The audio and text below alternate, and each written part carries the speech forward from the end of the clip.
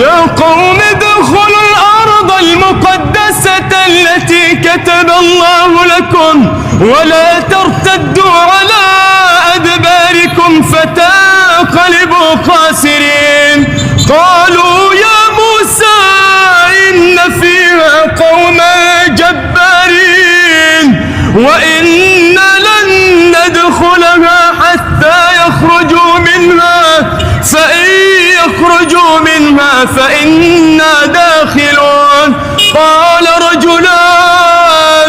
قال رجلان من الذين يخافون أنعم الله عليهما ادخلوا عليهم الباب فإذا دخلتموه فإنكم غالبون وعلى الله فتوكلوا إن كنتم مؤمنين.